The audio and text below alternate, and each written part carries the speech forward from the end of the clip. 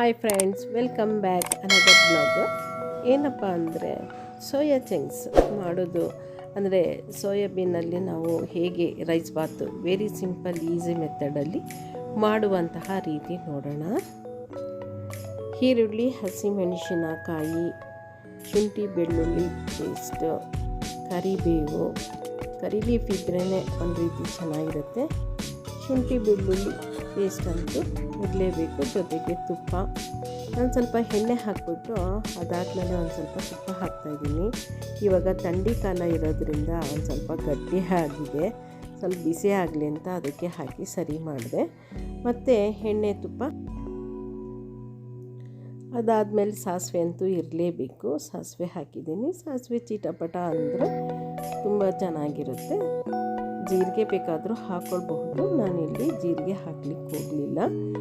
ಮತ್ತು ಈರುಳ್ಳಿ, ಕರಿಬೇವು ಮತ್ತು ಹಸಿಮೆಣಸಿನ್ಕಾಯಿನ ನಾನು ಹಾಕಿ ತುಂಬ ಗರ್ಗರಿಯಾಗಿ ಹುರ್ಕೊಳ್ಬೇಕು. ಈರುಳ್ಳಿ ಎಷ್ಟು ಕ್ರಿಸ್ಪಿಯಾಗಿರುತ್ತೋ ಅಷ್ಟು ಟೇಸ್ಟ್ ಕೊಡುತ್ತೆ. ಹಾಗೆ ಚೆನ್ನಾಗಿ ಹುರಿತಾ ಇದ್ದೆ ನಾನು. ಅದಾದ ನಂತರ ನಾನು ಶುಂಠಿ ಬೆಳ್ಳುಳ್ಳಿ ಪೇಸ್ಟನ್ನು ಸಹ ನಾನು ಹಾಕಿದ್ದೀನಿ.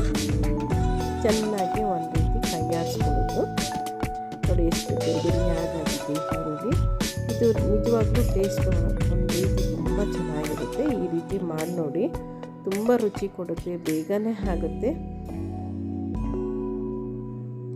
ಆಮೇಲೆ ನೆನೆಸಿರುವಂತಹ ಸೋಯಾನ ನಾನು ಹಾಕ್ಕೊಳ್ತಾ ಇದ್ದೀನಿ. ಚೆನ್ನಾಗಿ 4-5 ಬಾರಿ ತೊಳೆದು ನೆನೆಸಿಟ್ಕೊಂಡಿದ್ದೆ. ಅದನ್ನು ಈ ಒಗ್ಗರಣೆ ಟೈಮಲ್ಲೇ ಹಾಕಿದ್ರೆ ಒಗ್ಗರಣೆ ಚೆನ್ನಾಗಿ ಇದಕ್ಕೆ ಈ ಸಮಯದಲ್ಲೇ ಉಪ್ಪು ಖಾರ ಎಲ್ಲ ನಾವು ಇವಾಗಲೇ ಹಾಕ್ಬಿಡ್ಬೇಕು. ಆವಾಗ ಸೋಯಾಗೆ ಚೆನ್ನಾಗಿ ಹೀರ್ಕೊಳ್ಳುತ್ತೆ. ಆರೋಗ್ಯಕ್ಕೆ ತುಂಬಾ ಒಳ್ಳೆಯದು. ಆವಾಗವಾಗ ಈ ರೀತಿ ನೀವು ಮಾಡಿದ್ರೆ ತುಂಬ ಚೆನ್ನಾಗಿರುತ್ತೆ, ಜೊತೆ ರುಚಿಯಾಗೂ ಇರುತ್ತೆ, ಚೆನ್ನಾಗೂ ಇರುತ್ತೆ, ಜೊತೆಗೆ ಆರೋಗ್ಯಕ್ಕೂ ತುಂಬಾ ಒಳ್ಳೆಯದು.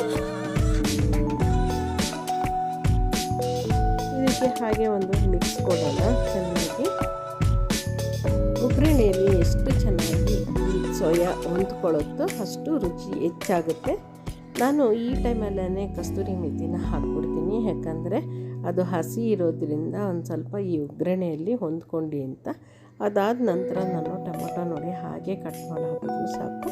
ಈ ಒಗ್ಗರಣೆಯಲ್ಲೇ ಚೆನ್ನಾಗಿ ಬೆಂದ್ಕೊಳ್ಳುತ್ತೆ, ಏನೂ ತೊಂದರೆ ಇಲ್ಲ. ರುಬ್ಬಿ ಹಾಕಬೇಕಂತ ರುಬ್ಬದೇನೆ ದಿಢೀರನೇ ಮಾಡುವಂತಹ ಈ ಸೋಯಾ ಬತ್ತು ತುಂಬ ರುಚಿಯಾಗಿರುತ್ತೆ, ಆರೋಗ್ಯಕ್ಕೂ ಒಳ್ಳೆಯದು. ಮತ್ತು ಮನೆಯವರೆಲ್ಲ ಇಷ್ಟಪಟ್ಟು ತಿನ್ನುವಂತಹ ಸೋಯಾ ಬಾತು ತುಂಬ ಚೆನ್ನಾಗಿರುತ್ತೆ. ಅದಾದ ನಂತರ ನಾನು ಧನಿಯಾ ಪುಡಿ ಒಂದು ಸ್ವಲ್ಪ ಹಾಕಿದ್ದೀನಿ. ಇದು ಬಿರಿಯಾನಿ ಪೌಡ್ರು, ಇದನ್ನು ಹಾಕಿಬಿಟ್ರೆ ರುಬ್ಬಂಥ ಅವಶ್ಯಕತೆಯೇ ಇಲ್ಲ.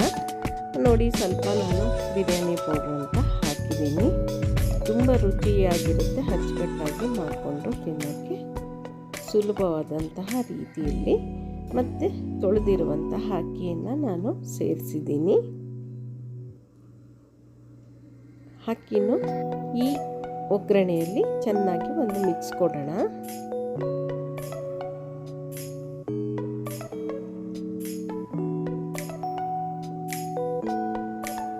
ನೋಡಿ ಚೆನ್ನಾಗಿ ಮಿಕ್ಸ್ ಕೊಟ್ಟ ಮೇಲೆ ನಾನು 2 ಗ್ಲಾಸ್ ಅಕ್ಕಿಗೆ 3 ಗ್ಲಾಸ್ ನೀರು ಹಾಕ್ತೀನಿ. ಸ್ವಲ್ಪ ಹುಡಿ ಹುಡಿಯಾಗಿರಬೇಕು ಅಂತ ನೀರಾಕಿ ಒಂದು ಮಿಕ್ಸ್ ಕೊಡೋಣ.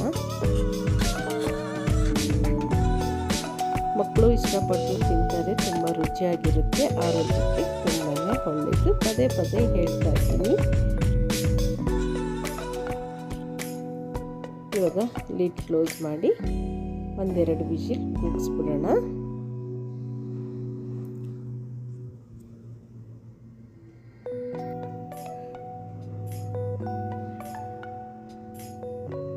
ನೋಡಿ ಇವಾಗ ನಮ್ಮ ಸೋಯಾ ರೈಸ್ ರೆಡಿಯಾಗಿದೆ. ದಿಢೀರನೆ ಮಾಡೋ ಅಂಥದ್ದು, ರುಬ್ಬ ಹಾಕಿಲ್ಲ, ಏನೂ ಇಲ್ಲ. ಬಾತಂತೂ ನೋಡಿ ಕಳಕಳಿಯಾಗಿ ಎಷ್ಟು ರುಚಿಯಾಗಿತ್ತು ಅಂದರೆ ತುಂಬ ಚೆನ್ನಾಗಿತ್ತು. ಸ್ನೇಹಿತರೆ, ನಿಮ್ಮ ಮನೇಲೂ ಒಮ್ಮೆ ಟ್ರೈ ಮಾಡಿ. ಆರೋಗ್ಯಕರವಾದಂತಹ ಅಡುಗೆಯನ್ನು ಸಿಂಪಲ್ಲಾಗಿ ಈಸಿಯಾಗಿ ನೀವು ಮಾಡ್ಕೊಂಡು ತಿನ್ಬೋದು.